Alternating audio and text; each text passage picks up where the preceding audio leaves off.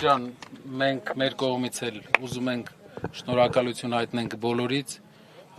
պատկերացնում ենք 2 ժամվա ընթացքում 3000-4000 մարդ է հավաքվում ու ինչ էներգիա ենք մենք զգում ձեզանից, այսօրվա որոշումը դա մի մեծ ճանապարհի փաստորեն սկիզբ է, ու այս ճանապարհը պետքա ունենա տրամաբանական ավարտ, հաղթական։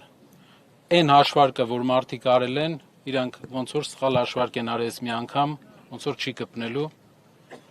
Ես ուզում եմ բոլորիս մաղթեմ հետևողական ու ճիշտ պայքար,